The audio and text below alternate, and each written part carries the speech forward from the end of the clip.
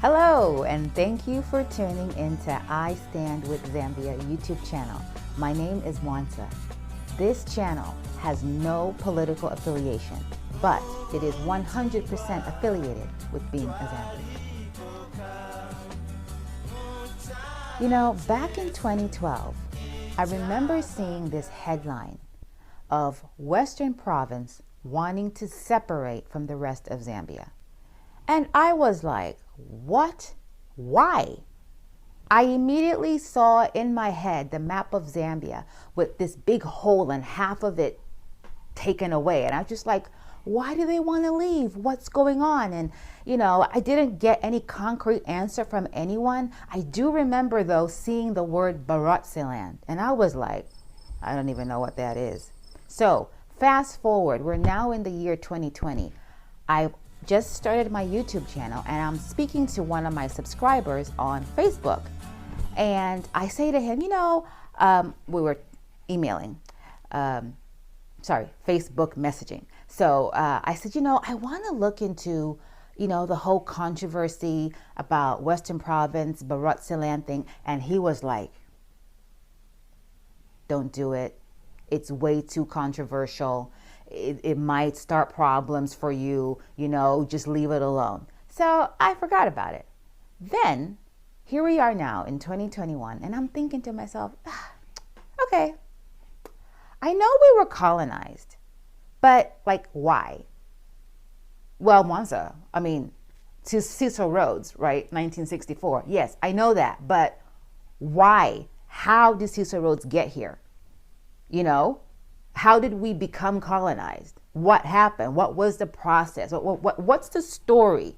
You know? So this two-part documentary is me taking you down the journey for you to see what I discovered. It's amazing. It's a great layer to the foundation of the Republic of Zambia that we call home. And I want you to subscribe to this channel if you have not already. If you have already subscribed, thank you so much. And if you haven't subscribed, please subscribe. And I would like everyone, share this video with every Zambian that you know, because this is a story about us. This is a story about Zambia, our home, our land, our country, our republic. And I also want you to like the video and leave a comment. You know, let's talk about it. I mean, have you been as clueless as I have been up until this point? Probably have.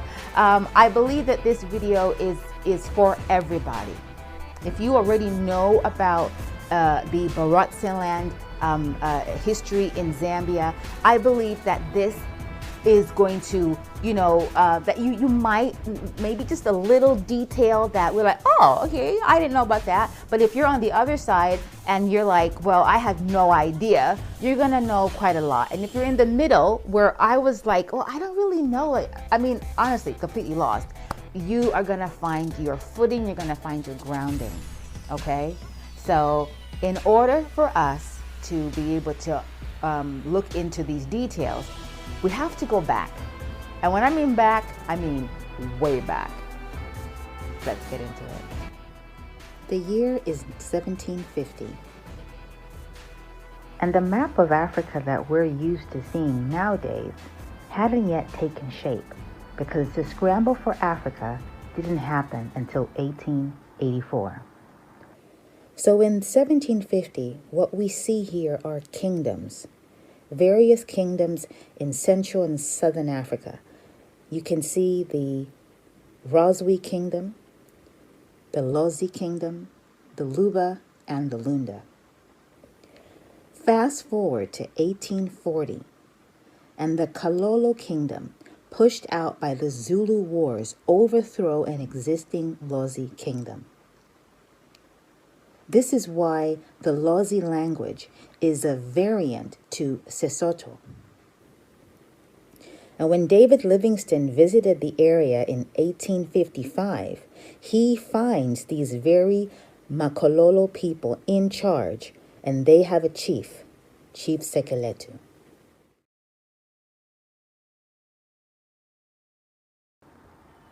In 1864, the Lozi people overthrow the Kalolo kingdom and they regain the throne. Sipopa, a grandson of a former Lozi king prior to the Kalolo invasion, King Mulambwa, is crowned. Now, as more explorers enter the interior of Africa, we get a bit more detail of what the area looked like in this map seen in 1870. And what was listed as Lozi in the 1750 map is now listed as BAROTSE in this 1870 map. In 1878, another grandson of Mulambwa is crowned, and his name is Lubosi. But in 1884, the member of council leads a rebellion against Lubosi, and Lubosi is removed from the throne, and Tatila Akufuna is set as the Litunga.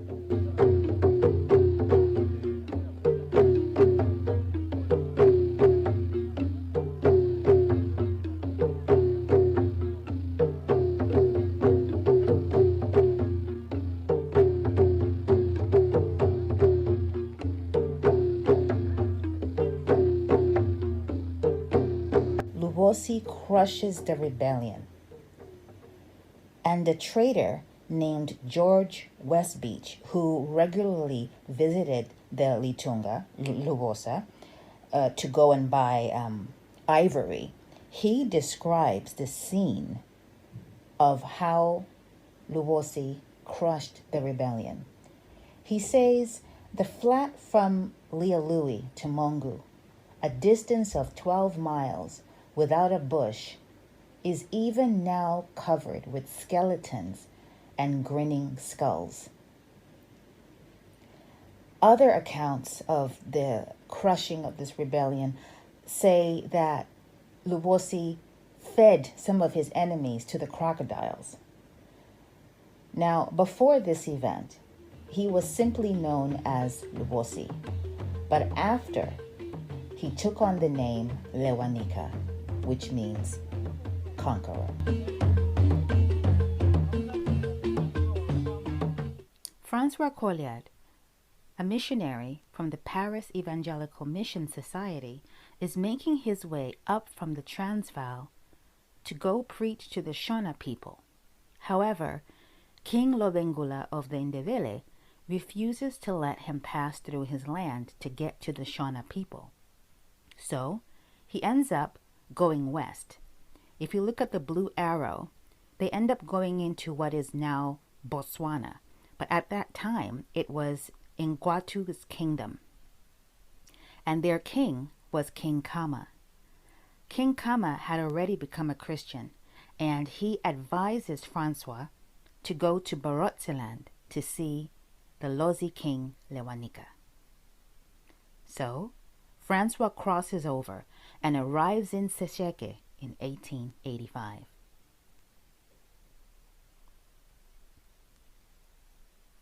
He then travels to Choma and sets up a mission.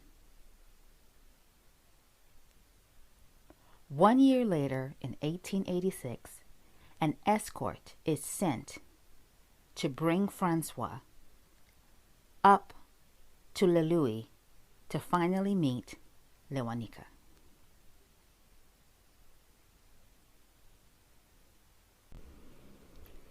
Between 1886 and 1889, Francois is settled in Lealui. This is his house.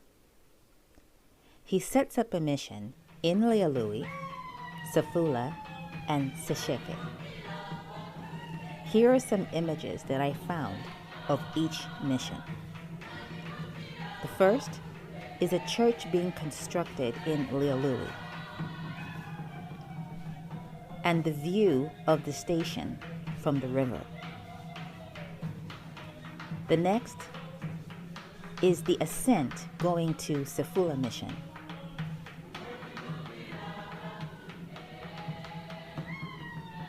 And finally, Here is a view from the river looking onto CIC mission.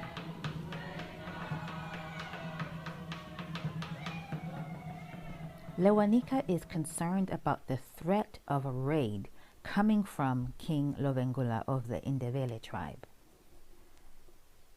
And at some point, King Kama lets Lewanika know that he personally has no fear of the Indebele or the Portuguese slave traders because he is under the British protection. Bechuanaland became a British protectorate in 1885. And so King Kama advises Lewanika to do likewise, become a protectorate. Now, what is a protectorate? A protectorate is a state that is controlled and protected by another sovereign state. A dependent territory that has autonomy over most internal affairs. It has its own internal government that is under the control of an outside power.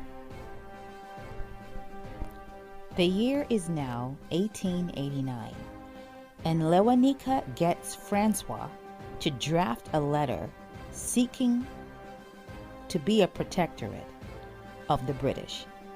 This letter gets to Sir Sidney Shippard. He's the resident commissioner of Bechuanaland Protectorate. It's now April, and German trader Henry Ware visits the Litunga. He lavishes Lewanika with clothes, blankets, guns, and other gifts. He even assures Lewanika that he will arrange the Queen's protection. First of all, the guy's a German, okay? Anyway, the Ware concession that Henry sent out to get is signed and agreed between him and Lewanika on June 27, 1889. And this gives Henry Ware the rights to mine in the area for 20 years. He also offers Lewanika 200 pounds a year in royalties. Now, I calculated what is the value of 200 pounds a year in 2021 off of 1889, and it comes up to $6,300, or in Zambian kwacha, 164,000 kwacha.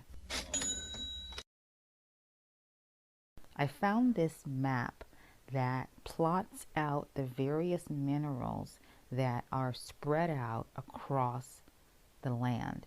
And these minerals include gold, copper, emeralds, aquamarine, manganese, iron, zinc, just to name a few.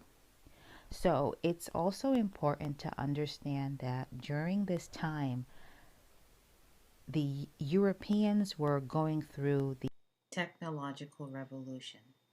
And so supplying raw materials would give you wealth and power. Lewanika at this point is pretty much convinced that his status as a protectorate is in progress. But in actual fact, the very Ware concession that he had signed in June, by October, had been sold for 900 pounds to Cecil Rhodes, the man whose dream was to construct a railway to connect Cape to Cairo. His British South Africa company sends Frank Lochner, and he arrives in March 1890. He lies to Lewanika that he represents the Queen, when in fact he represented a private company. He gives Lewanika the assurance of protection from the Indebele, and Lewanika signs what is known as the Lochner Concession in June.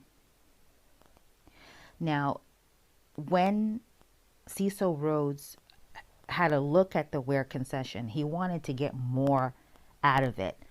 Rather than having a time limit of 20 years to mine, the Lochner concession gave the British South Africa Company exclusive mineral rights.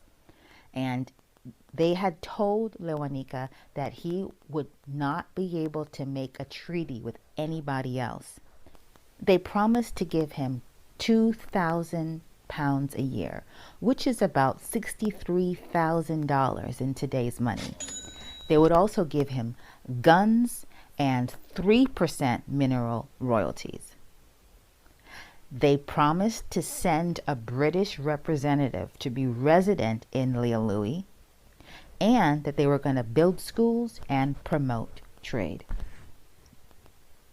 The Foreign Office had serious reservations over the nature and extent of the supposed protectorate that Cecil Rhodes' British South Africa Company had acquired. The Foreign Office never sanctioned the Lochner concessions because the details in the concession gave the British South Africa Company a monopoly, which was actually prohibited within the company's own charter. It had already been established that BAROTSE land was claimed to fall within the British sphere of influence, and this was according to the Anglo-Portuguese Treaty of 1891. But the Foreign Office were not convinced that the Lochner concession had actually established a British protectorate over BAROTSE land. Neither had they given the company any rights to administer the territory as a protectorate. And so, in 1897, after 7 long years, Lewanika finally gets a resident commissioner. His name is Robert Correndon.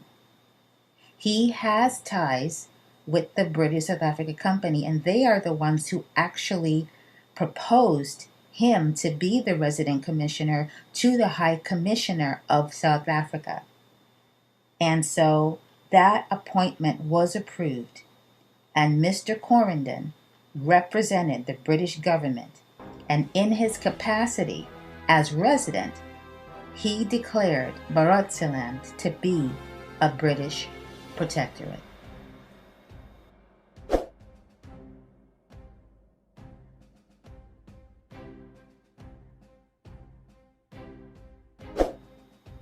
Correndon sets up administrative offices in Monze, Kazungula, Mungu, and Kalabo. This is the house that Correndon lived in. It was and is known as the Administrator's House. This single-story red brick structure that lies on a large estate in Kalomo was constructed between 1903 and 1904. It is said to have been the first brick building in the protectorate and served as the first state house before Livingstone became the capital city of the protectorate in 1907. This building, the Administrator's House, was designated as a heritage site in 1957. Cecil Rhodes had a plan. He had already instructed Correndon to get even more concessions from Lewanika. He wanted Lewanika to give his British South Africa Company exclusive land rights. And so, 1 year later, in 1888, Correndon convinces Lewanika to accompany him down to Livingstone, from Lealui to Livingstone, to meet Captain Arthur Lawley. He was a senior representative for the British South Africa Company and an administrator for Matabeleland. The encounter of Captain Lawley meeting King Lewanika is as follows.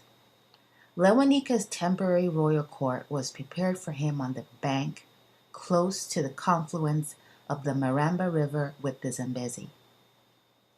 The king's arrival at his camp the next day was made known to us by a general outburst of shouts and songs, and a beating of the drums and tom-toms.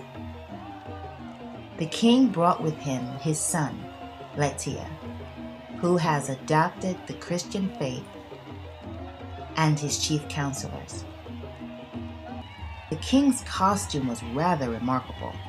On his head, he wore a black broad-brimmed felt hat. He also wore a long bright blue dressing gown, much embroidered with scarlet braid in Manchester style, a flannel shirt, tweed waistcoat, trousers, and aggressively new yellow boots. In the evening, he replaced his nightcap with a blue tam o' shanter and an ulster. Lolly then says, an hour or more, we walked down to the river to inspect the big boat which I had brought up with me, which was then in course of construction.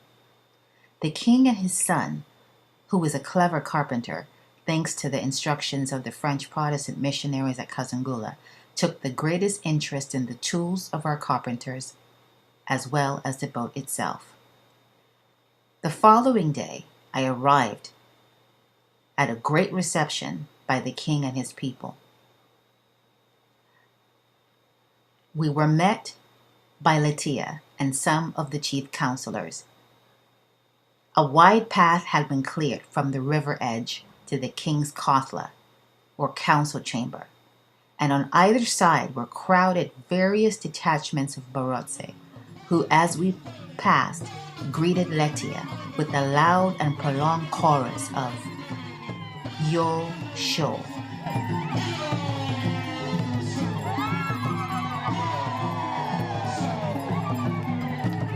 A salute only offered to royalty. Some days later, the whole of the new concession had been read and interpreted clause by clause to the king and his people, who expressed themselves perfectly satisfied with the terms.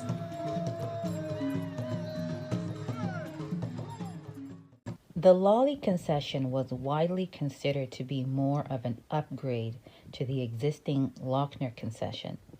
This is because the Lolly concession gave the British South Africa Company administrative rights over the land that Lewanika ruled.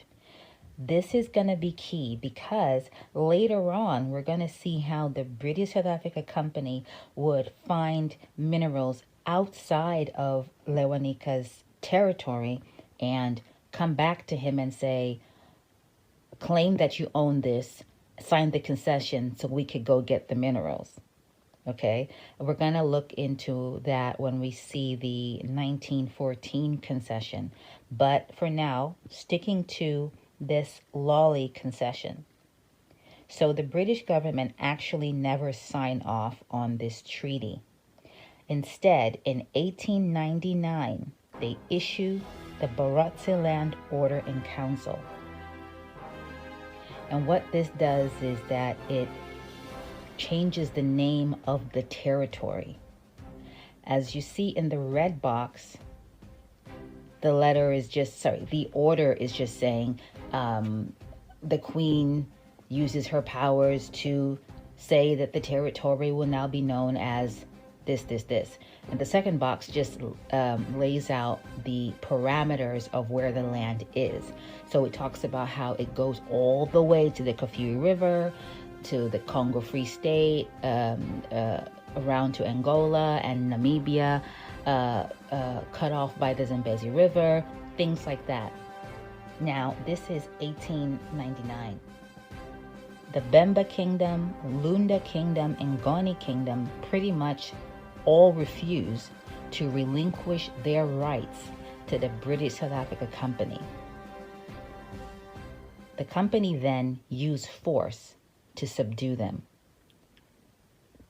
And in 1900, a year later, the Queen issues another order in council, and this is known as the Northeastern Rhodesia Order in Council of 1900. Notice how in the name of this order, no particular kingdom is identified. So we now have two protectorates that are administered separately.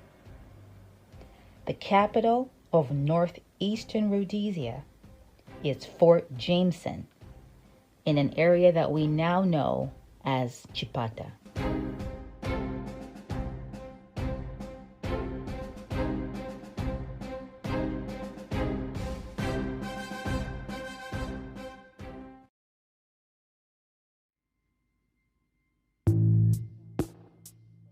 Harry Johnson was the chosen administrator for Northeastern Rhodesia. It just so happened that he was also the administrator for Nyasaland. Now, Harry's policy for Northeastern Rhodesia was that the protectorate would be ruled by whites, developed by Indians, and worked by blacks. This is the beginning of the Indian migration into the protectorate and their generational impact on various economic industries in Zambia. The Lolly Treaty, which the British did not sign off, was renegotiated at Victoria Falls. This time, the signatories were Lewanika and Quarrendon, giving the concession the name the Quarrendon Concession. The terms of this concession were that the £2,000 a year payment to Lewanika be reduced to $850. That the British South Africa Company would give land to only white settlers, but not the reserved BAROTSE proper. This is because Lewanika had requested that the plains and the CIC area be reserved.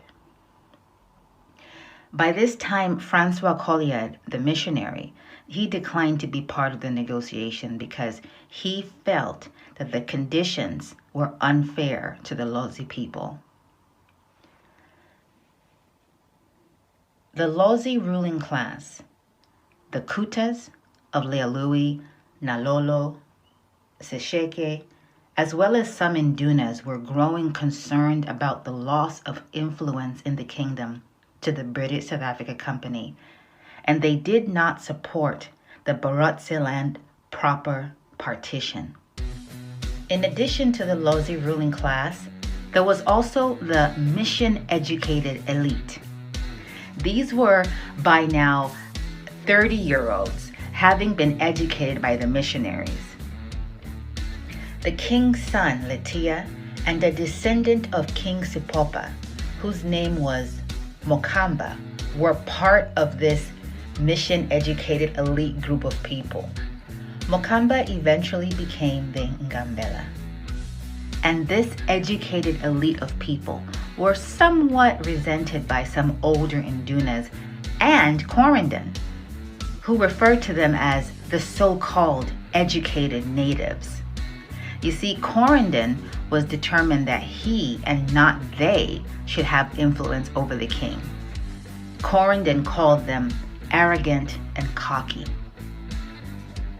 The year is now 1901, and Lewanika sends his son Imwiko and a nephew to a private school in England.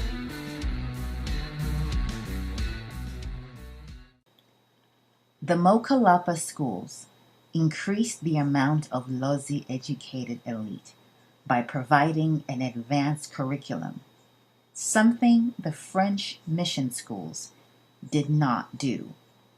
After seeing how Lewanika and Mr. Mokalapa were going with the school, the British South Africa Company decided in 1907 to finally open a government school.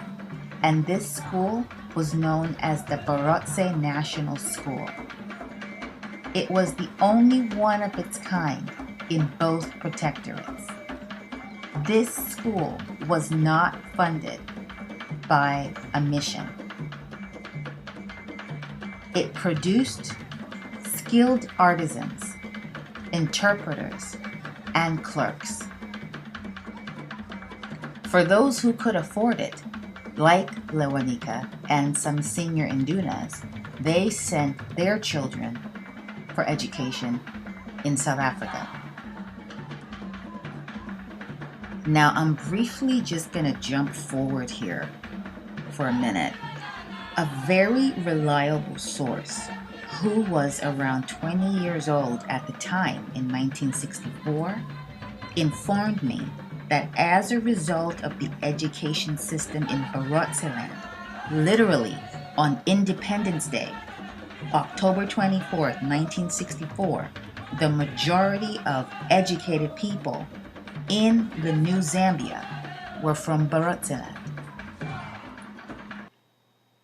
And this explains to me why, upon getting independence, Kenneth Kaunda passionately embarked on a mission to provide free education for every Zambian and just getting the university built up as soon as possible.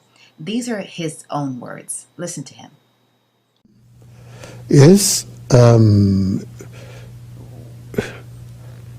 When we took over, Harry, we found 100 university graduates only. In 70 years of British rule, they produced only 100 university graduates. And of these, 3 were medical doctors only. That's all we had. And so when we took over, the first thing to do was education, health services, communication, roads, and so on. And we set to work on those programs. We established what was called 5-year development plans. The first time was, of course, 18 months to buy time to build proper 5-year development plans. And we got through that period with some little success, quite good success, I must say. We were beginning new ones. And from there on, we got used to it. We understood what we were doing. We accepted as a challenge. And we built. By the time we were leaving office in 1991, we had left about more than 35,000 university graduates in various fields. It was quite an achievement. We left, now this time, many schools, primary schools, colleges, and universities. We left clinics, dispensaries in various fields, various districts of the country. We have about 53 districts. We covered all these facilities, district hospitals, ending up with general hospitals, 1 in each province, 8 provinces, and the 9th one was the capital. We built there a teaching hospital, what we called University Teaching Hospital. So we had established something quite decent by the time we were leaving office. We're very proud of what we achieved. That is amazing. So let's go back to 1902 because there's something that I found very fascinating. King Lewanika is invited to the coronation of King Edward VII in England. He arrives in 1902. The coronation is delayed because of an illness that King Edward had, and so Lewanika spends months in England, and he uses that time traveling and taking in the culture of the United Kingdom. Here are some famous photographs related to his visit, And you get to see the beginning of the clothing style that was adapted amongst the Lozi elite that we have become accustomed to. The admiral uniform was gifted to King Lewanika by King Edward. He was gifted this uniform for being a distinguished, loyal, great African king. The uniform has been worn by every single Litunga since then.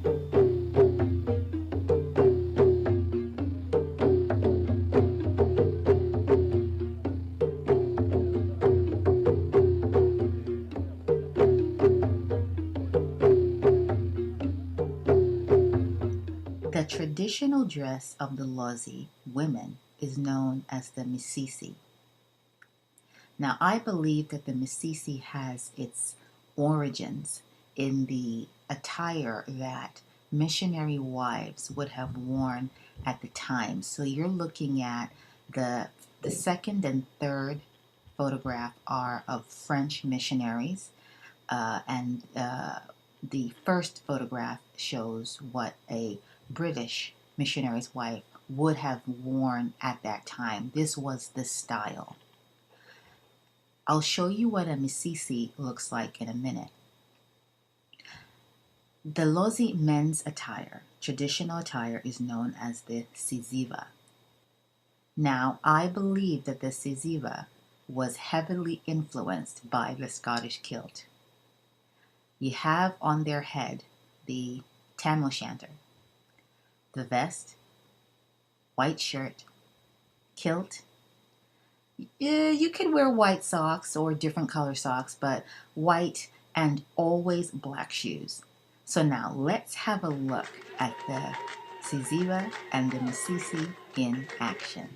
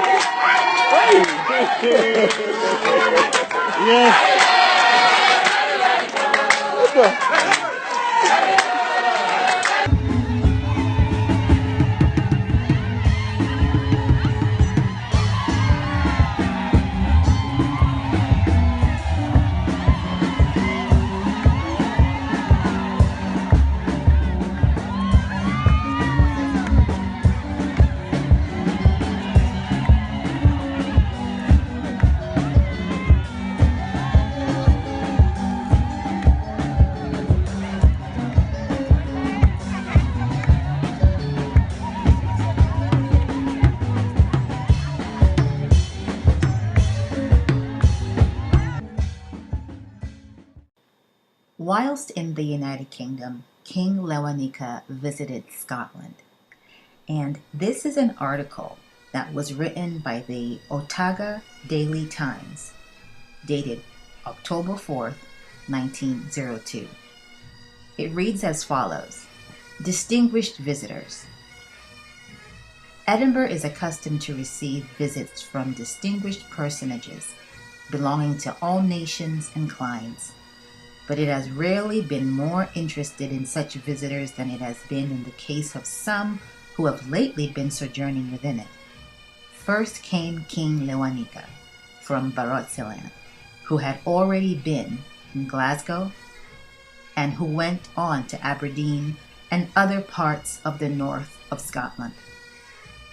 At a drawing room missionary meeting held in Edinburgh, the king paid a warm tribute of gratitude to the French missionary, Monsieur Collet, to whom he owes such a vast debt, and also pleaded that no intoxicating liquors should be sent to his country. Here is another article by the Evening Express, and this is dated May 26, 1902, so this was done just when he had arrived in the United Kingdom. King Lewanika, arrival of the dusky monarch. Reuters representative has had an interview with Lewanika, the paramount chief of the BAROTSE kingdom, who arrived by the Dunedin Castle as the royal guest for the coronation. The king, through his interpreter, said that he had had a very rough voyage and had been very ill. He was greatly impressed with the size and the beauty of the ship, but as he expressed it, did not like the moving.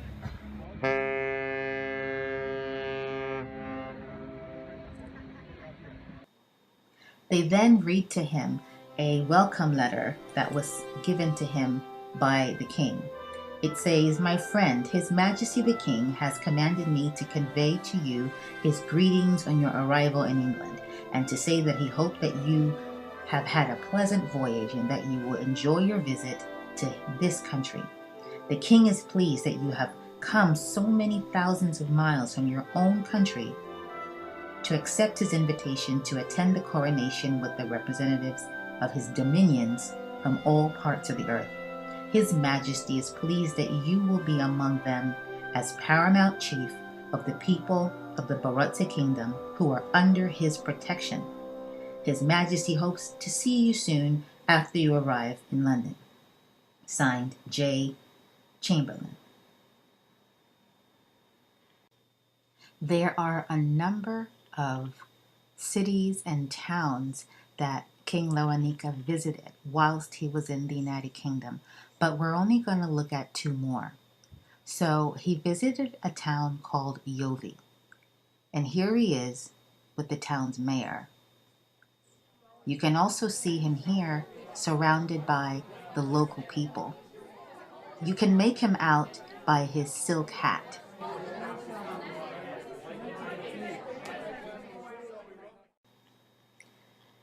Goudhurst.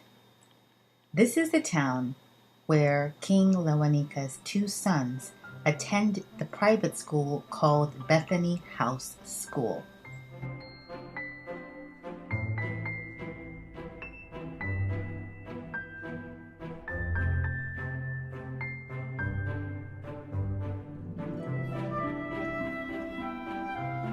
A memorial plaque to commemorate King Lewanika's visit was erected.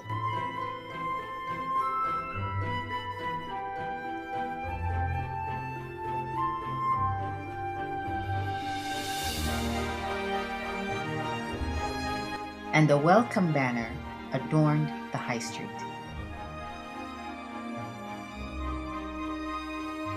King Lewanika would eventually return to BAROTSE land in early 1903.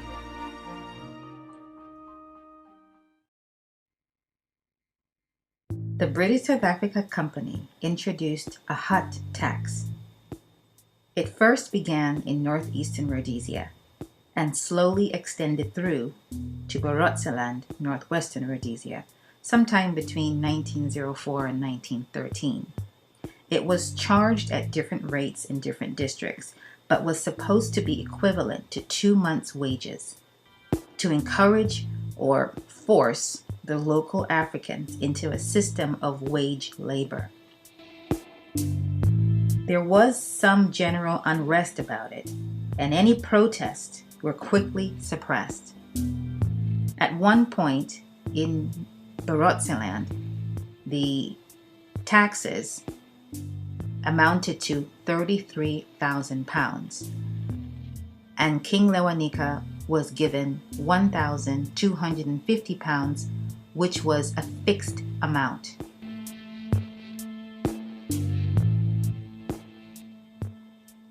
In 1911, the British South Africa Company merges both protectorates to become Northern Rhodesia, while still giving BAROTSE land a degree of autonomy. The capital of Northern Rhodesia was in Livingstone. Now, in order to ferry workers, the British South Africa Company, upon discovering copper, connected a rail line between Livingstone and Ndola. Lewanika had expected the line to go through BAROTSE land so that it could become some sort of an economic hub. After all, when the line had initially arrived from Bulawayo to Livingstone, the Litunga came to Victoria Falls for the official opening ceremony of the bridge conducted on 12 September 1905. The opening ceremony was a fun-filled regatta event. It was the first Zambezi International Regatta ever held, and the locals, the natives, the BAROTSE, were able to participate, and they were given 2 races with 4 to 6 men teams from Lealui, Sesheke, and Livingstone. It was a canoe race. They had to paddle really, really fast. And the winner was the Sesheke team, which happened to be the team that was led by the Mwandi Palace under Prince Letia.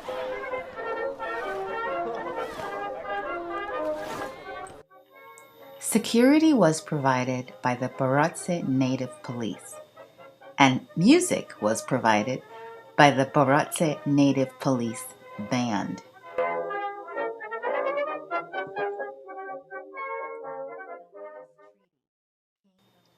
The last treaty Lewanika would sign before his death in 1916 was very contentious.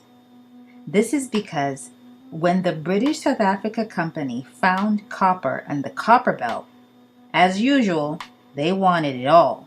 They wanted to own the mineral rights, the land rights, everything. The copper belt falls within the Lamba territory. It does not fall into the Lozi territory. It does not fall into BAROTSE land. So who are the Great Lamba people?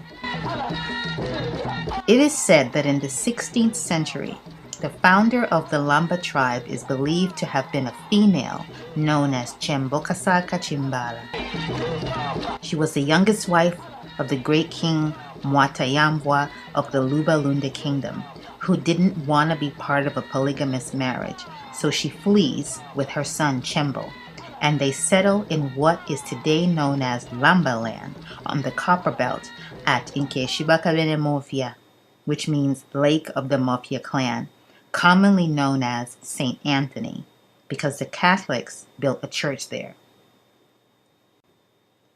The kingdom grew and spread into the southern part of the Democratic Republic of Congo in the Katanga province, a province equally rich in copper. Therefore, whether you are in Zambia or in the DRC, the copper belt of both countries is squarely Lamba land.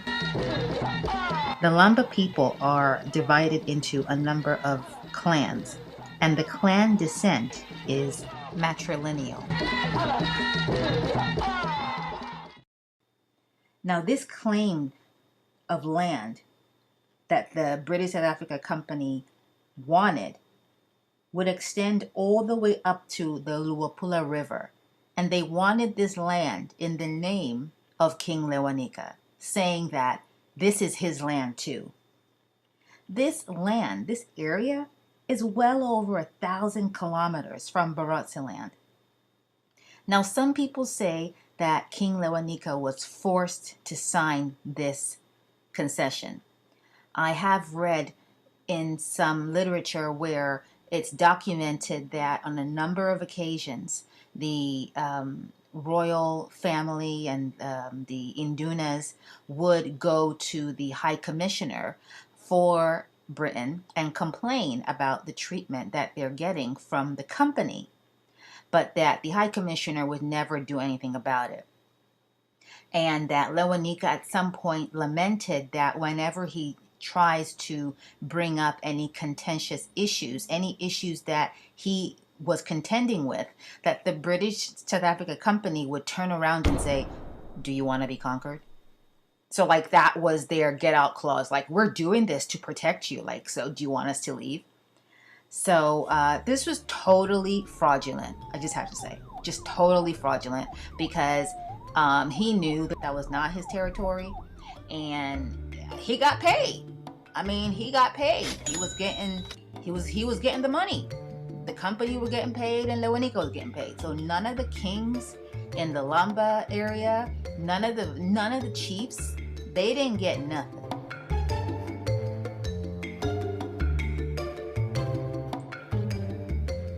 So by now we have been through all of the concessions, starting from the very first to the very last. But this is just an example of the amounts of money broken down that King Lewanika was receiving from the British South Africa Company. Back in 1904, it was 4,000 pounds, and in today's money, that's about 13 million kwacha, or $714,000, or just about £500,000.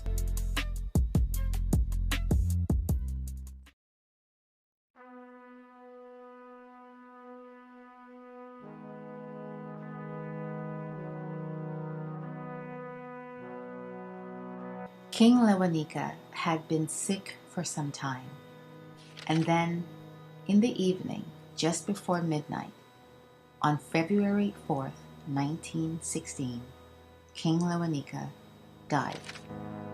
The cause of death was listed as heart and liver failure. He was survived by 44 children, which he had amongst a dozen or so wives. The funeral procession was described as follows. After 2 hours of rapid navigation, the cortege reached Nanikelako, a wide shoal emerging above the flood, where Lewanika had built a large hut covering the very place where he was now to be buried.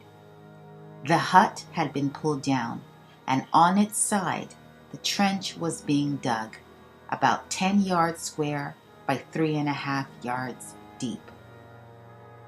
Custom rules that the Litunga should be buried in the vessel that brought him to the island, and that he should be stretched out in it with his face turned toward the east. But for some unknown reason, the body was lifted out and placed in the grave, magnificently installed under a pavilion covered with superb mats, and around it everything the deceased could possibly need on his last journey. Magnificent furs, fly whisks mounted on ebony and ivory, decorated with beadwork, pottery, and carved wooden bowls, etc.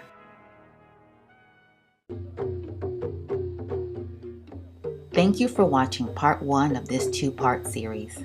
This is I Stand with Zambia YouTube channel. Make sure to subscribe, share the video, like, and leave your comment.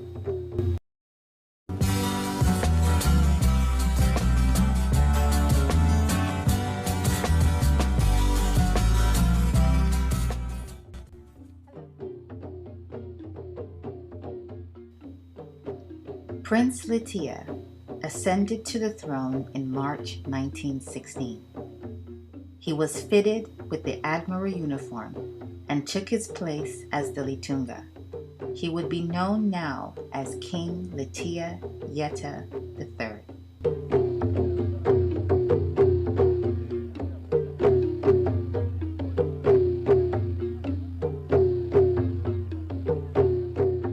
And this is his first wife, now a queen.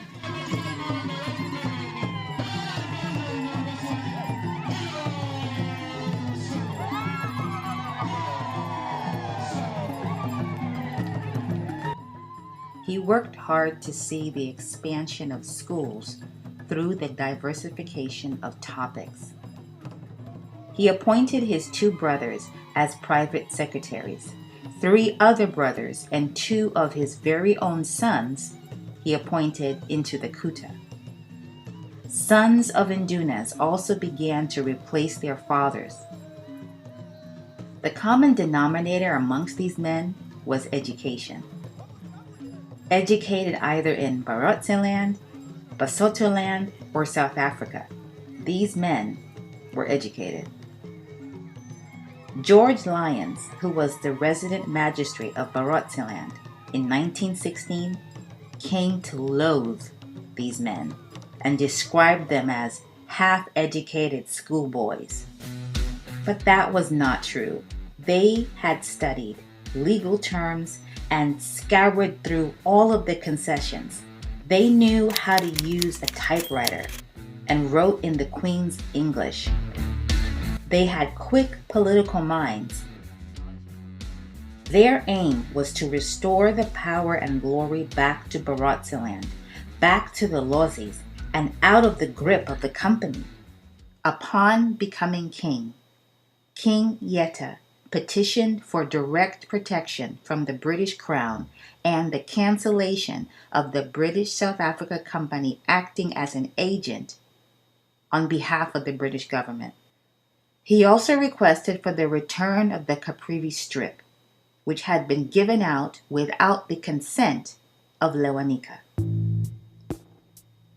The British South Africa Company had a new resident administrator to replace Mr. Corendon, and for some reason, he outlawed the title King and decreed that from now on, the Litunga would be known as the Paramount Chief. This was actually done while Lewanika was alive, but it was Litia who petitioned that this be outlawed because they were kings.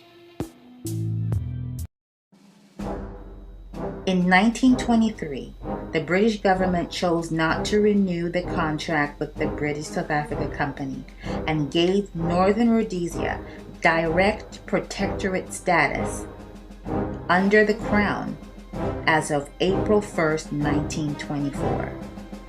Northern Rhodesia was governed by a governor under the British Colonial Office. This took effect, as I said, as of April 1st, 1924. Now, 27 days later, in Chinsali, Kenneth Kaunda was born on April 28, 1924.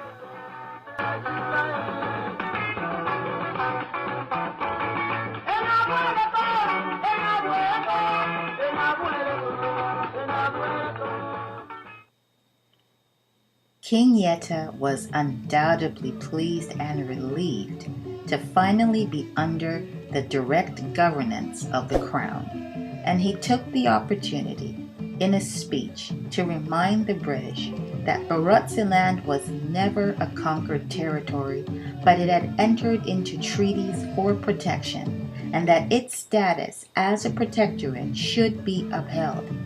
The British agreed and continued to liaise with BAROTSE land as an individual protectorate within a protectorate. Now, larger deposits of copper had been discovered, and this caused men to travel for work from within Northern Rhodesia, BAROTSE land, Southern Rhodesia, South Africa. Men came from all over, and it was in 1928 that the area, Lambaland, was renamed the Copper Belt. Black workers had low wages, poor living and working conditions. The Mwenzo Welfare Association was created by Donald Siwale to be the voice for these workers. I refer you to a video on my YouTube channel called Zambian History That Did Not Make It Into Our History Books. It's a fascinating video done by Akashambatwa Mbikusita Lewanika. He talks about the people who began to fight for the rights of the black people in Northern Rhodesia way before UNIP was even created. In 1936, the BAROTSE Native Authority was established with a treasury. A majority of the restrictions the British South Africa Company had placed on BAROTSE land were relaxed, and BAROTSE land was given autonomy in the field of land and natural resources, management, law enforcement, and jurisdiction. and due to its population being highly educated, their native authority had more administrative ability than any other native authority in Northern Rhodesia, and this was the case until the end of British colonial rule. In 1937, King Letitia would return to England for the coronation of King George VI.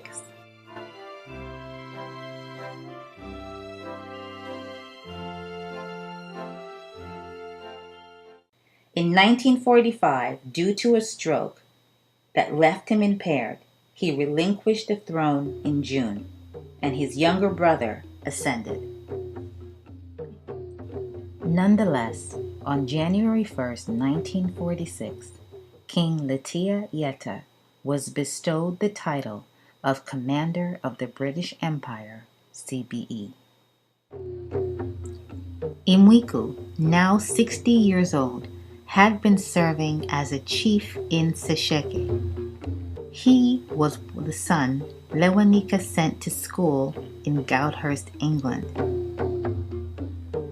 Using colonial development and welfare funds, the central government established a development center in 1947 in the south of Sefula at Namushakende.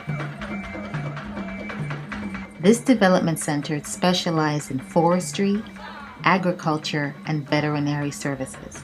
At the time, some of the Kutas of Nalolo and Lealui feared that the scheme would give away more Lozi land to the white man, and they refused to lease the land. This meant that King Imwiko signed the formal document on his own initiative. Today, the development center is known as Namushakende Farmer Training Institute in Mongu.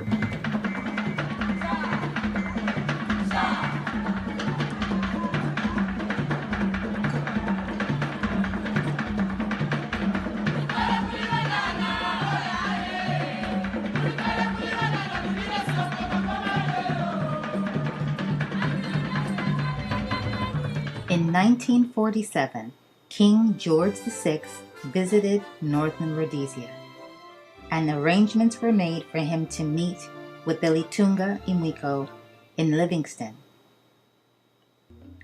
King George awarded the Litunga with a gold medal. Sadly, the following year in 1948, King Imwiko suddenly took ill and died in June. He would only serve as the Litunga for 3 years.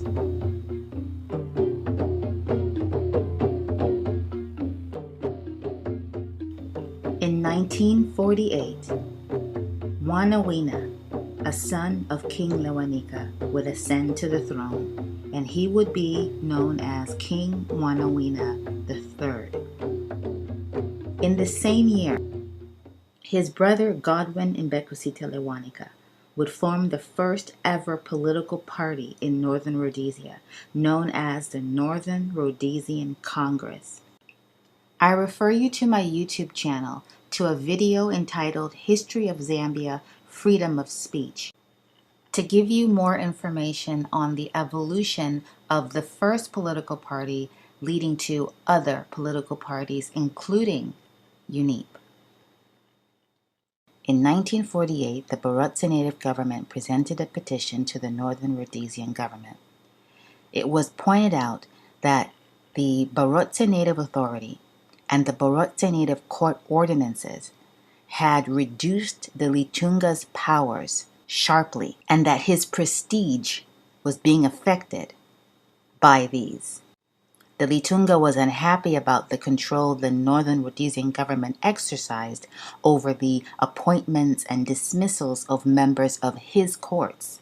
The BAROTSE native government therefore petitioned that all powers lost should be restored and rights and privileges should be reaffirmed. In July 1951, the Litunga, Ngambela, and two Indunas were invited to the government house in Lusaka to examine the grievances of the petition. The government pointed out that it was impossible for the government to relinquish all supervisory control, and wherever an agreement could not be reached, the matter was referred to the governor. The people of BAROTSE land did not have to obtain the Ichitupa, which was an ID card that all Black Northern Rhodesians had to have. This is because Black people did not have the freedom of movement. Neither could they just decide to travel to any town or any city. In 1953, the Federation of Rhodesia and Nyasaland was imposed against the wishes of the majority of African people, especially in Northern Rhodesia and Nyasaland. The Lozi declared that they would not object to the Federation provided that the rights under the concessions would be preserved and that BAROTSE land would be declared by order in council as BAROTSE land protectorate. The British government obliged to this. That same year, 1953, Mwanawina III was invited to the coronation of Queen Elizabeth.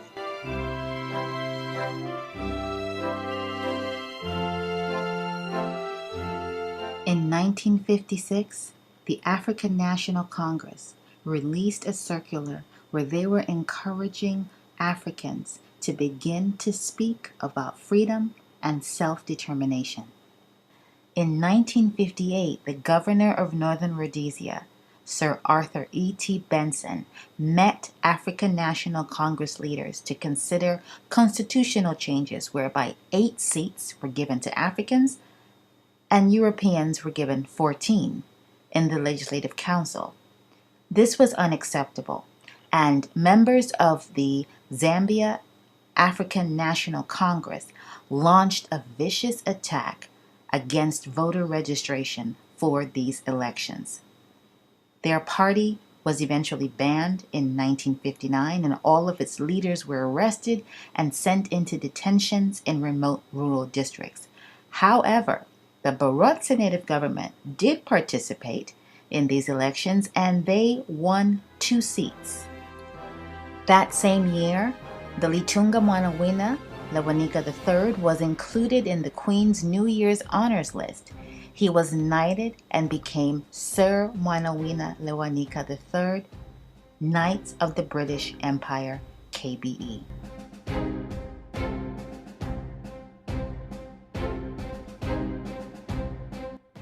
In 1960, soon after Kenneth Kaunda was released from jail and elected president of UNIP, he traveled to Mongu with a delegation of new UNIP leaders to pay a courtesy call on the Litunga.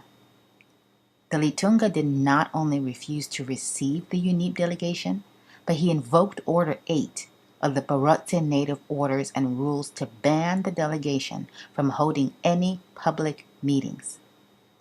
This particular order was used by the BAROTSE Native government to deport, arrest, and imprison nationalists. It said that no person shall hold a public meeting of any kind, whether for religious or other purposes, unless such person has first obtained written permission from the native authority, the District Kuta, to do so. In 1960, Kamuzubanda, Kaunda, and Nkomo traveled to London to demand the end of the Federation and press for self-determination for each of their countries.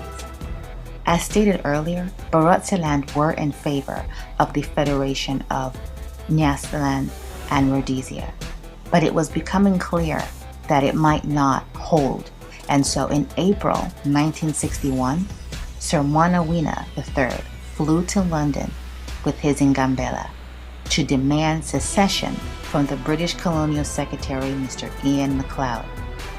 The Ngambela told MacLeod that the paramount chief, the BAROTSE Native government, and the people were unanimous in demanding a separate state. Even though the request for secession was declined, Ian MacLeod made it a point to assure the Litunga that all of the terms and conditions within the treaties would be upheld. A debate that took place in the Houses of Parliament on Friday, 5th May 1961, gives us an indication to know that the expenses the British Protectorate of BAROTSE were having on the British government were beginning to be a concern. Mr. Stonehouse asks the Secretary for the Colonies what was the cost of the official visit of the paramount chief Mwanawina of BAROTSE and his retinue to this country, and by whom the expenses were paid. Mr. Ian MacLeod responded to say that the estimated cost of the visit of the Litunga and his delegation is £5,560, of which £3,341 will be met by the Northern Rhodesian government and £2,119 by the BAROTSE native government. Sir Roy Welensky was the last Prime Minister of the Federation of Rhodesia and Nyasaland, and the more hostile towards Mwanawina UNIP became, the more valuable an ally Mwanawina appeared to Roy Welensky. In early 1962, Welensky suggested to Mwanawina a plan for a new federation incorporating Southern Rhodesia, the Copperbelt, Katanga, and BAROTSE. Welensky is said to have offered to arrange a meeting between the Litunga and the Shombe, but Mwanawina rejected the scheme, fearing it would alienate his white friends in Lusaka and London. Who was Tshombe? Moise Kapin Tshombe was a Congolese businessman and a politician. He served as president of the secessionist state of Katanga from 1960 to 1963. Welensky was undeterred, however, and in February 1962, he put roughly the same proposition to Duncan Sandys. He would agree to secession of Nyasaland and northeastern Rhodesia in return for a new federation in which southern Rhodesia would provide the talent, the Copperbelt the wealth, and BAROTSE the labor, as well as a cooperative African ruler.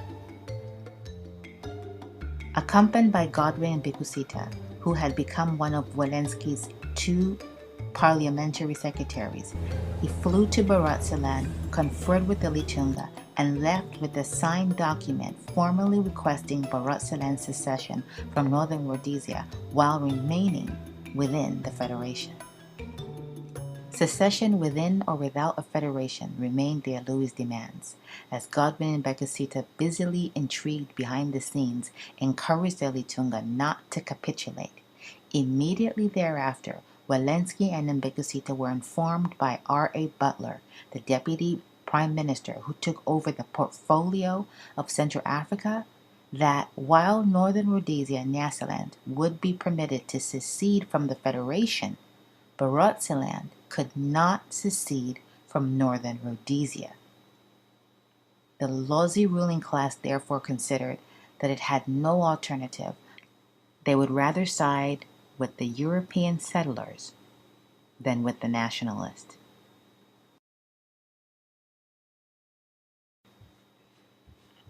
In the October 1962 territorial elections, the Lozi traditionalists created a separate political party, the Sikaba Party. The Sikaba Party reaffirmed the policy of separate existence and opposed the United National Independence Party on the grounds that UNIP threatened to destroy the Lozi kingship, dispose the Indunas, integrate the BAROTSE into Zambia. The Sikaba Party would free BAROTSE from UNIP rule. UNIP, on the other hand, reassured the Lozi traditionalists that UNIP in government would not interfere with the Litunga's personal position and with BAROTSE protectorate status, but BAROTSE would remain within the new Republic of Zambia. Great economic benefits for BAROTSE within the Republic were listed, such as more schools, agricultural development centers, more and better roads, including a railway line from Mongu to Lusaka. In October 1962, the results were as follows.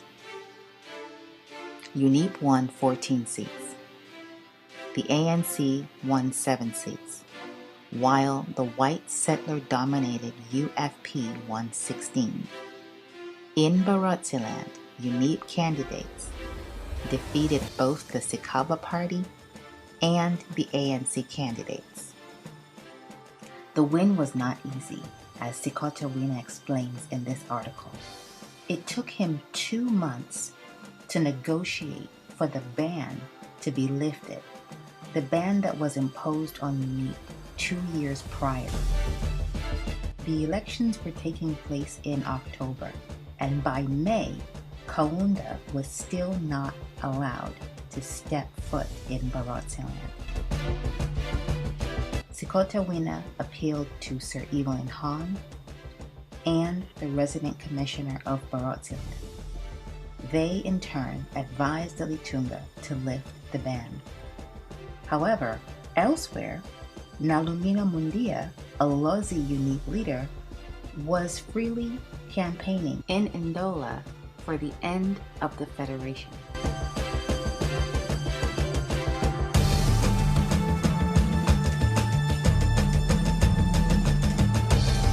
In conclusion, the article mentions Kaunda going to Limulunga to pay respects to Litunga Mwanawina at his palace. Kaunda later on held a public rally.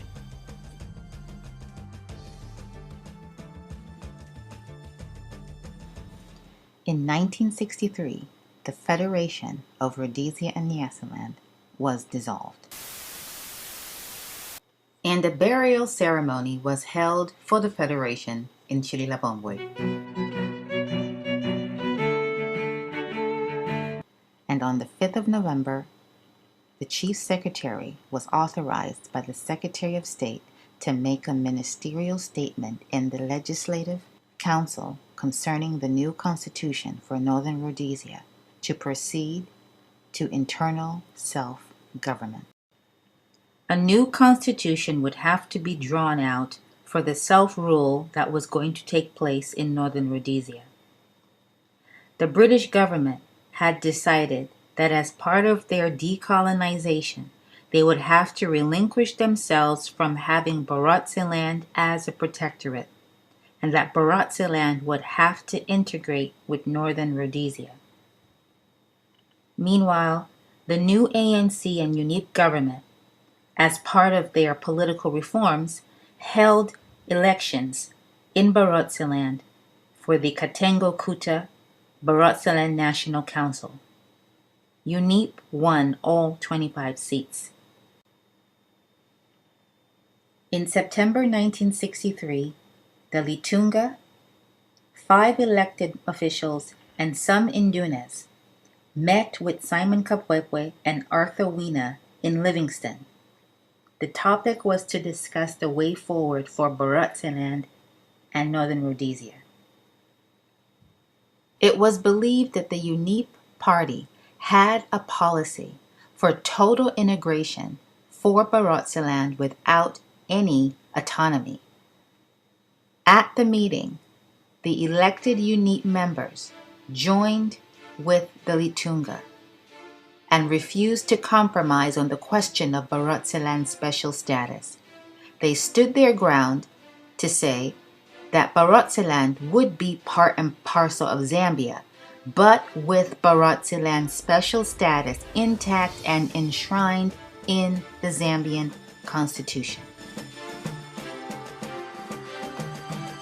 In December 1963, the BAROTSE native government and the British government's technical advisor seconded to the Litunga, Mr. Hudson, and the BAROTSE government lawyers, Mr. Wilson, based in Southern Rhodesia, Mr. Cook, based in South Africa, and Mr. Bell, who was a Labour Member of Parliament in the United Kingdom, drew a memorandum on the future of BAROTSE-land within Zambia, which was presented to the entire National Council for thorough debate. The memorandum was adopted, with a minor change which replaced the phrase to proceed to independence on an equal footing as sister states, with to proceed to independence as an integral part of Zambia. This change was snuck in by Arthur Wina upon being consulted by the elected members of the BAROTSE National Council. The Litunga Sermwana Wina was displeased with the inclusion of the term integral, whose meaning he explained to the members of the council by likening it to the status of a fetus in the mother's womb. That is to say, how does a mother, BAROTSE, become an integral part of a fetus, ZAMBIA, which is not yet born? He could have insisted on the revision of the phrase, but he allowed it to pass. In January 1964, another round of elections were held under the terms of the new constitution. 3 political parties participated: UNIP under Kaunda, the ANC under Harry Nkumbula, and the National Progress Party, NPP, under John Roberts. UNIP won 55 seats, ANC 10 seats, NPP 10 seats. With this win, Kenneth Kaunda became the Prime Minister of Northern Rhodesia.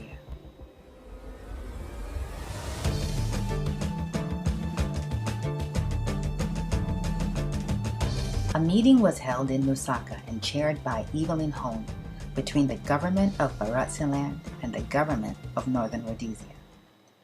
The deliberation resulted in all the requests made by the BAROTSE government being adopted. However, the only thing left out was including it in the constitution. The Northern Rhodesian government was opposed to incorporating it into the Zambian constitution and said that it would be better if it remained as a separate document. The talks ended with a stalemate. The Litunga was under pressure because within BAROTSE land, the traditionalists wanted to maintain the special relationship that BAROTSE land has with Britain, while some wanted to remain an integral part of the future independent Republic of Zambia. On April 16, 1964, the Litunga Sermwana Wina Lewanika and the Prime Minister of Northern Rhodesia, Dr. Kenneth Kaunda, concluded a provisional agreement under the chairmanship of the governor that Northern Rhodesia and BAROTSE land would go forward to independence as one country. In May 1964, the Litunga was invited by Duncan Sandys, who had taken over from Mr. Butler at the Foreign Office. He was invited to send a delegation to London to participate in the independence constitutional talks. The British government would not buy into the reasoning that the Lozi members of the UNIP delegation would represent BAROTSE land interests. This is because the UNIP delegation had already been in London. In addition, there were also delegations of the African National Congress led by Harry Nkumbula and the National Progress Party led by John Roberts. Here we see that all 4 leaders in the protectorates participated in the independence constitutional talks for Zambia. The talks were held at Lancaster House, so I hopped on a train to show you what the building looks like.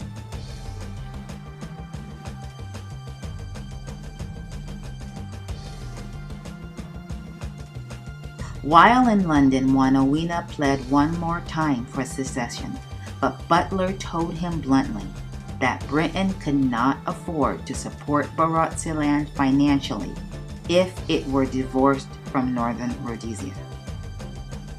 On May 18, 1964, the BAROTSE land agreement was signed at the Commonwealth Relations Office, and the Litunga was recognized as the principal local authority for the government and administration of BAROTSE land.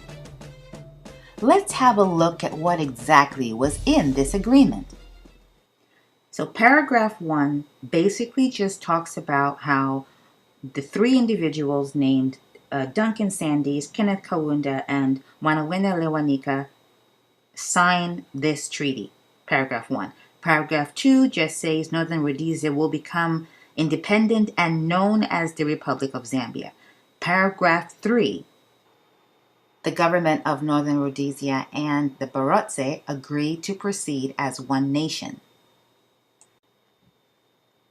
Paragraph 4. Any treaty Britain ever had with the BAROTSE is terminated, and that both the Litunga and Kenneth Kaunda agree to become one, and that they will agree to make arrangements that would take the place of these terminated agreements between Her Majesty and BAROTSE. Paragraph 5 makes mention of the provisional agreement that they had signed in Lusaka in April, and that based on the following, that agreement will now become permanent. Number 1, the agreement shall be known as BAROTSE Land Agreement, and it will come into force when Northern Rhodesia becomes independent, and that, as we know, is October 24th, 1964. Number 2, under the Republic and Constitution of Zambia, its provisions shall have full force and effect in BAROTSE land.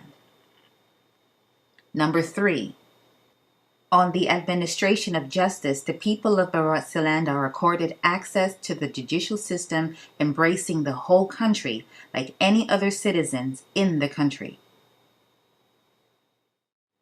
Number 4, and this is where the meat gets tough. This agreement says that the Zambian government will recognize the Litunga under the BAROTSE customary law. Why? Because he is the principal local authority for BAROTSE land. And all he has to do is confer with his council in regard to whatever he wants to do in his area, and not the Zambian government.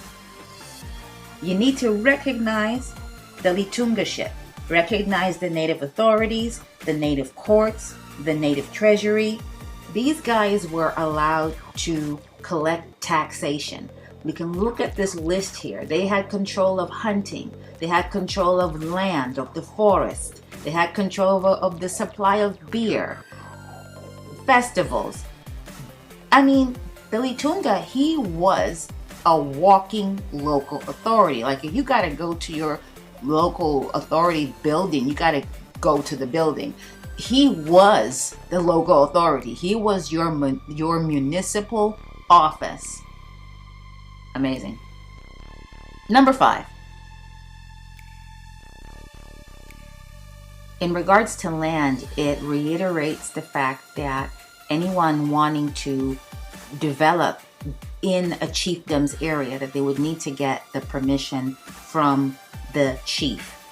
Numbers 6, 7, and 8 pretty much talk about the overall responsibility that the government of Zambia has in these areas. Section 9 gives clear instructions to the government of Zambia and to the Litunga and his council in regard to further interpretation that may be needed after this agreement becomes legal, and they are directed to take any issues to the Zambian High Court. We then see who the signatories were to this agreement.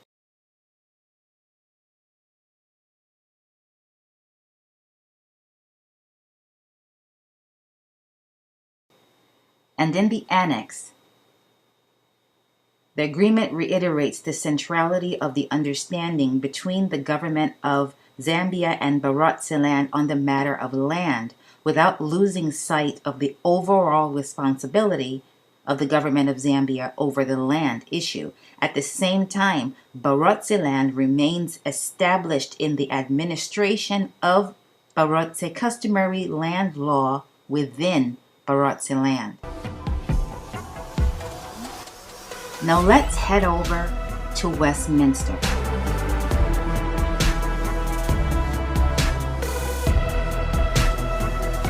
The Houses of Parliament.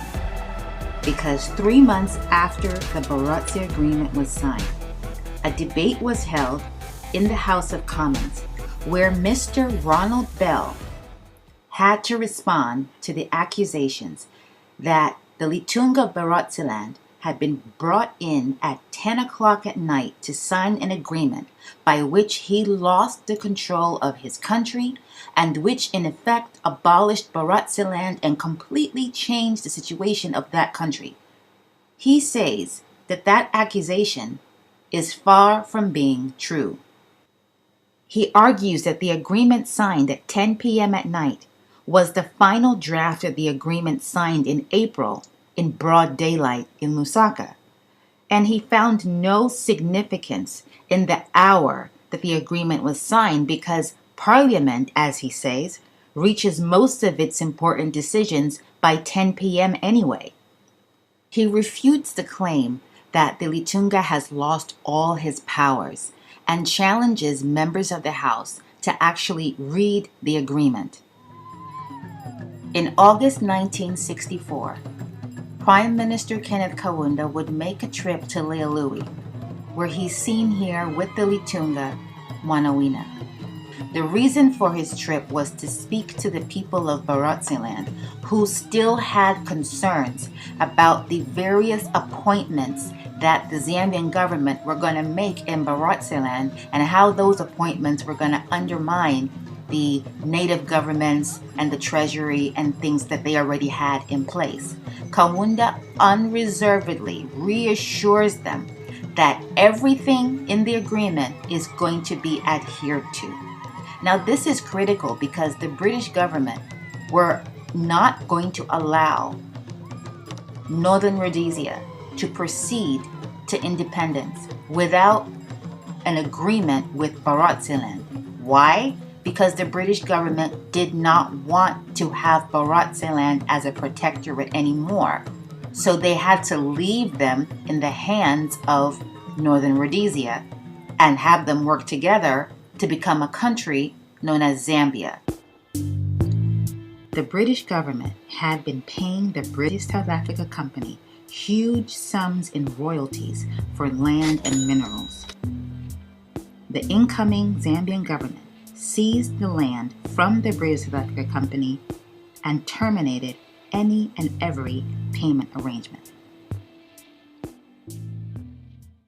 On October 24, 1964, Northern Rhodesia became the independent Republic of Zambia. And within a year, issues that would undermine the BAROTSE land agreement began to appear. The most damning was the Local Government Act of the 15th of October 1965. This act abolished the native authorities. It introduced local government with local authorities and districts under the full control of the central government through the Minister of Local Government. Why is this significant? Because we just went through the BAROTSE land agreement, and in section 4 it talks about the Litunga and his council, and it specifically says that the Litunga is the local authority of BAROTSE land. All the funds held in the BAROTSE Native Treasury were transferred to the newly established BAROTSE Local Government Fund under the control of the Minister of Local Government. And on the 1st of November 1965, the BAROTSE National Council was abolished, as most of the functions of that council were transferred to the district councils. The BAROTSE Royal Establishment and the Traditionalists accused the central government of breaking the 1964 BAROTSE land agreement. This is a clip from a 1999 Swedish documentary where the late Ingambela Maxwell Mututwa gives a first-hand account of the impact the changes had on BAROTSE land. Manyando abubotana muzio onibulera kuona lyalui oramulene omutuna obulozi no tivani mane ni haba fakama yani ya sipi ye kamuliswa milili no kubizwa kuikwani ko kushire kiko na kwa nalolo mulene wasinanga kwaniko kutivani kiona lyalwe kashekwa mubone eshe mandu kaofera kuzwa 1965 abolile awile kakuli akuna nebasesikana sabafumana kuli bayaise manduna balobala mwalikota pula yabanela ikalapala mali apala. Outside the royal palace in Lealui, the empty safes lie on the ground and remind Ngambila, the BAROTSE Prime Minister of the time when old BAROTSE land's finances were sound and her safes well stocked. Kiona manga etunene buluka mali, gold, diamond noluli buluka mo. Kakukanya kozo nokusindama silver, nelifera gold yenesebeza. Mabulozi. Kafe zoba mkiye batu tizi. Lunya amuso makaunda. On November 13th, 1968, the Litunga, King Wanawina Lewanika III, BRE, died.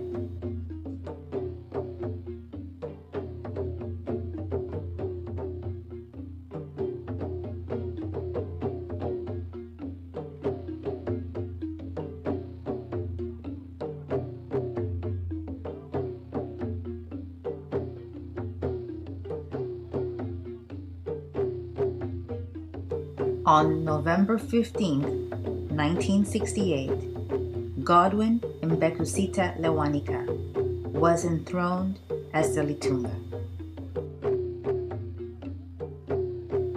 The year is now 1969, and on August 26, President Kaunda holds a press conference. The following measures, he says, have been taken. First, BAROTSE province is now to become Western Province. Second, the BAROTSE Native School is to assume another name. We cannot have a nation within a nation. I know that this is a legacy of colonialism. Number 3, under custom law, wildlife and fish in certain areas have belonged to individual Indunas and other similar traditional leaders. This amounted to a situation in which some people had natural rights which transcended the rights of all the other people. I do not think this is fair, and we cannot afford a divided nation. In October 1969, the government unilaterally canceled the BAROTSE Agreement through the Constitution Amendment Act of the 15th of October 1969. And through this act, all the rights, liabilities, and obligations which attached to the BAROTSE Agreement 1964 were abolished. The Lozi royal establishment and traditionalists had attempted to engage with the president personally to drop the bill. However, on October 15th, the second reading of the bill was overwhelmingly passed by Parliament, in which the ruling United National Independence Party, UNIP, had a majority of 81 seats compared to 23 seats for the opposition ANC, African National Congress. The year is 1991, and Zambia is ready for multi-party democracy. Before the 1991 elections took place, Kaunda responded to a letter the BAROTSE royal establishment sent him to restore the 1964 BAROTSE land agreement. Kaunda offered to pay for the lawyer the Litunga would appoint so that the matter can be resolved professionally by engaging the Attorney General. However, Kaunda lost the elections, and the lawyer appointed RMA Chongwe and Company engaged the new Chiluba administration. Nothing tangible ever came from those talks with that administration. The year is now 2010, and Rupia Banda is the president. On October 23rd, a group, the BAROTSE Freedom Movement, whose aim is to restore the agreement, demonstrate in Mongu. Michael Sata, at that time, the leader of the main opposition party, the Patriotic Front, PF, jumped at the opportunity to make political capital, and early in January 2011, he spent 10 days in BAROTSE land canvassing. We shall implement that agreement within 90 days because it will help us run other provinces.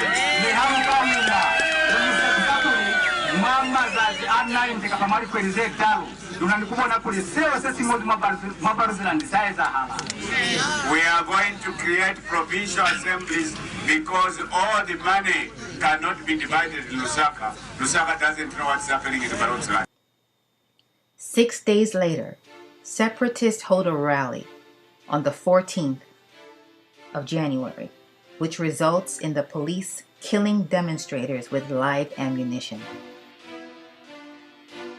They arrest over 100 people and charge them with treason. These people include the Ngambela Maxwell Mututwa, who at this time is 92 years old.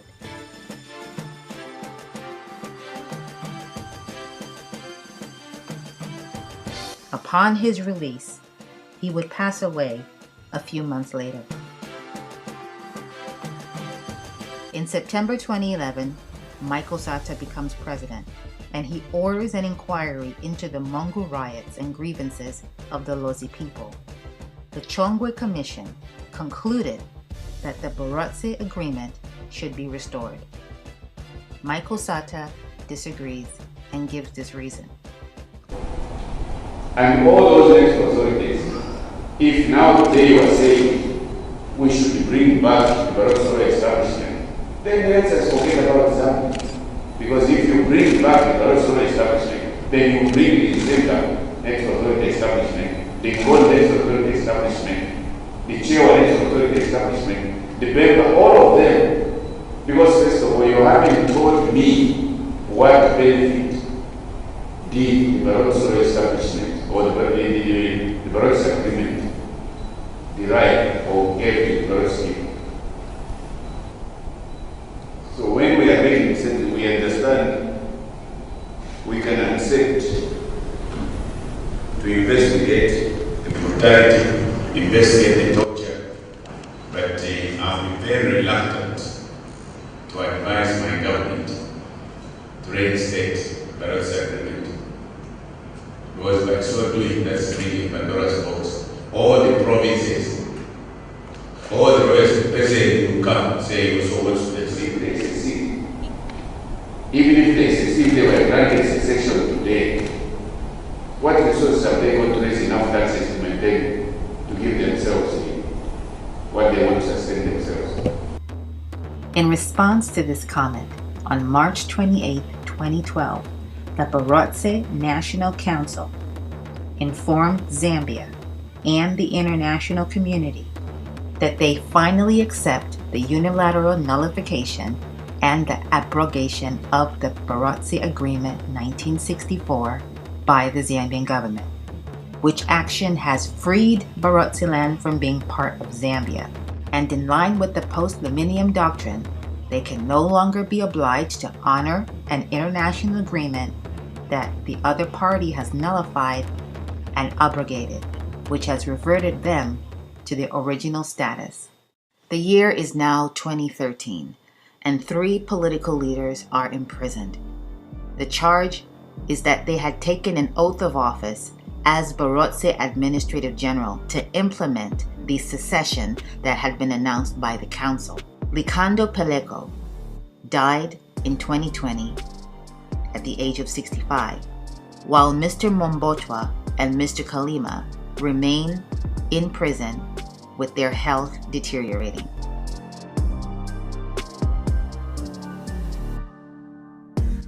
The year is now 2019, and the Deputy Speaker of the National Assembly, Catherine Namugala, responds to a point of order that was raised where a member of parliament had referred to Western Province as BAROTSE land. Her response, in summary, pretty much said this: BAROTSE land was a British protectorate that no longer exists. This response ruffled more than a few feathers for those who understand, know, and appreciate the history of this country. The issue of BAROTSE land is back because perhaps the deputy speaker, recklessly issued a statement. Look, you really need to have people that, above board when dealing with issues of BAROTSE land. And I must mention that this issue of BAROTSE land is not something that never existed. It is something that existed. So many maps have been done. Rhodesia, for students of law doing legal process, understand that when you're looking at Zambia's legal system, where it is coming from, that particular northwestern Rhodesia is documented. All lawyers know that.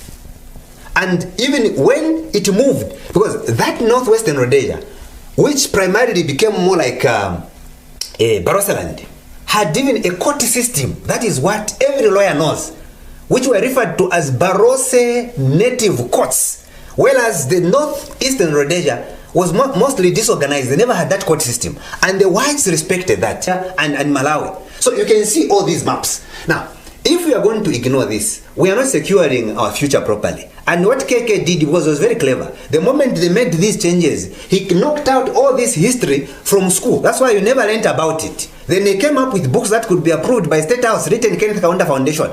So much confusion came. You were indoctrinated and given history that you can't understand. When you go further, you look at the deep history of this country, you will find much of this information. But we are in the modern era where people are accessing internet information.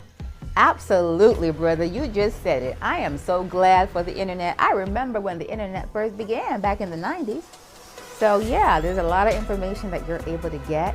And I'm going to end the documentary here, even though we know that this is not the end of the situation. The one thing that's clear is that Kenneth Kaunda, our beloved father, made a mistake by not treating the Litunga as an equal partner. That is just it. And I can say that because, as we saw in the documentary, in 1991, he sought to make amends, but he was voted out. 100 years of colonization did one thing. We assimilated, we gelled. We went to school together. We went to church together. We married. We work in hospitals together. When you live outside Zambia and you meet a Zambian, that's the only thing that matters, is that you're a Zambian. We also fought for independence together. And when we did that, we emerged as Zambians. As much as we are one Zambia, one nation,